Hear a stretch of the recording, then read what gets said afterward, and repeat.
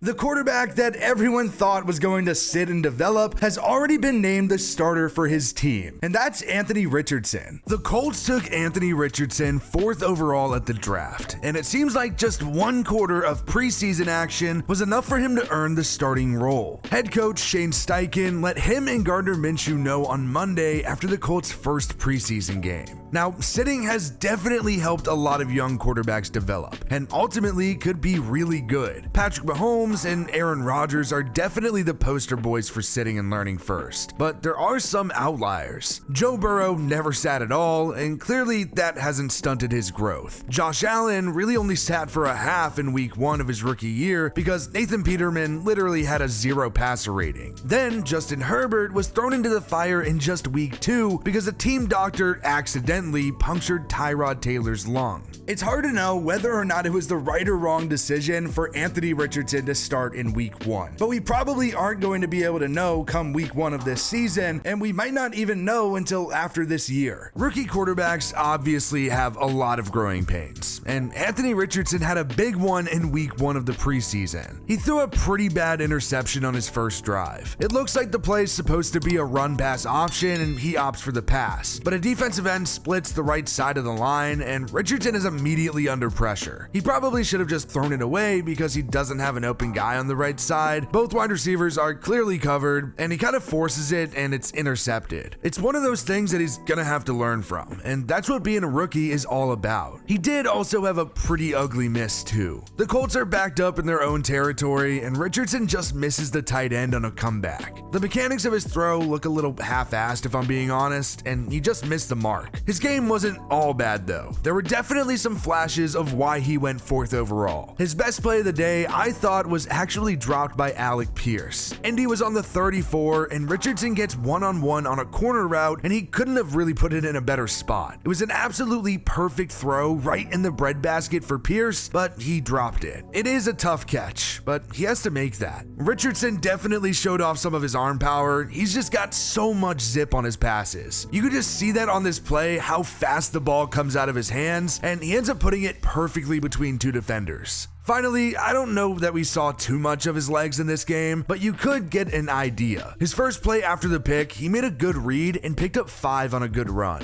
Richardson actually looked a lot more polished and put together than I think a lot of us expected him to be. I mean, we haven't actually seen Richardson play a game since he was at Florida, and while he was there, he definitely had some problems. His last collegiate game, he only completed 9 of 27 passes in a loss to Florida State. Scouts and teams knew that he had problems, but it was the flashes of his insane athleticism that made him a first-round pick in the first place. His arm is legit. I mean, it's elite. Throws just look easy for him, but probably his most attractive skill is his legs. He's just explosive and he's a good scrambler. With how the game is today, every team seems to want an athletic quarterback who can extend plays or make something out of nothing, and Richardson has the tools to do that. He does a great job of not getting sacked and putting his team behind the sticks. Plus, there's a bit less of a worry about injury than, say, a guy like Lamar Jackson, because Richardson is a pretty big guy. He's pretty tall at 6'4" and 244 pounds. Nobody is going to disagree about Richardson's physical tools or what he could be, but there are clear issues too, and that's what he needs to fix in order to be good in the pros. He wasn't always super accurate in college, but the big thing is really his lack of play time. Richardson was only a 1-year starter. Before his junior season, he had started in a single game and had passed for a total of 7 touchdowns and 6 interceptions. Plus, he had 3 rushing touchdowns. Then in 2022, he started every regular season game for the Gators, and they kind of struggled. They went 6-6, and Richardson only completed 53.8% of his passes for 2,500 yards, 17 touchdowns, and 9 interceptions. On the ground, he rushed for 600 yards and 9 touchdowns. Probably the most memorable game of the season was Florida's 29-26 upset win over Utah, who was number 7 at the time. But his best game may have actually been a 38-33 loss to Tennessee. He really put the Gators on his back in that game. It wasn't enough, but he was fantastic. 450 yards, 2 touchdowns, an interception, 62 rushing yards, and 2 rushing touchdowns. Richardson definitely had his flashes, but sometimes his problems overshadowed them. That's really why he wasn't in the same conversation as guys like Bryce Young and CJ Stroud going into the draft. There were a lot of unknowns and definitely a lack of experience, which is why there was this idea that he probably needed to sit. The Colts didn't exactly have a bona fide NFL starter ahead of him though. The good quarterbacks that have sat like Patrick Mahomes and Aaron Rodgers have had good starters in front of them. Alex Smith for Mahomes and Brett Favre for Rodgers.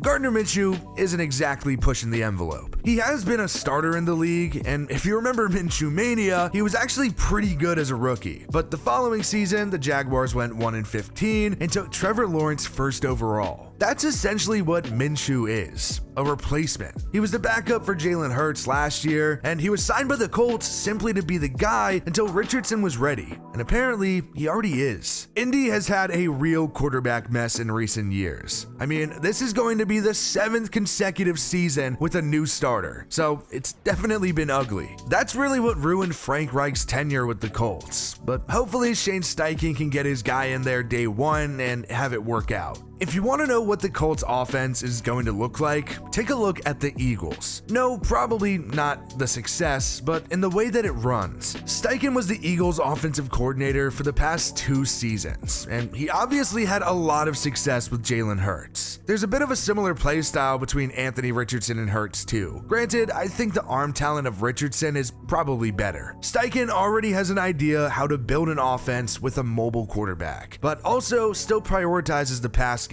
He also played a role in helping Justin Herbert develop too. He spent 9 seasons in total with the Chargers and was the OC for them in 2020. He's clearly got experience of how to groom a young quarterback, and I'd have to imagine that's why the Colts hired him. Shane Steichen is definitely not going to have the same type of talent around him that he did in Philly. That Eagles team was juiced up. There's a reason that the Colts only won 4 games last year. Indianapolis doesn't have that great of a receiving room. Michael Pittman Jr. is a pretty good wide receiver. He's got a 1,000-yard season under his belt and got close again in 2022, but he'd be much better as a wide receiver too. Alec Pierce had a solid rookie year after being a 3rd rounder. He finished with 600 yards and 2 touchdowns. The expected 3 and a new guy in town is Isaiah McKenzie. He was a pretty reliable weapon for Josh Allen last season, and now he should be a solid safety blanket for Anthony Richardson. Then, I think it's definitely worth pointing out Josh Downs. He's a 3rd-round rookie out of North Carolina, and I wouldn't really be too surprised at all if he slips into the lineup. There's also a few guys at tight end that should all get snaps and be pretty reliable together: Kylan Granson, Mo Alley-Cox, and Jelani Woods. It goes without saying that Anthony Richardson's life would be a lot easier as a rookie if the Colts offense is more focused around the run game, and that's where Jonathan Taylor comes in. It's been a wild offseason between JT and the Colts. He's entering his final year of his rookie deal and even requested a trade this offseason.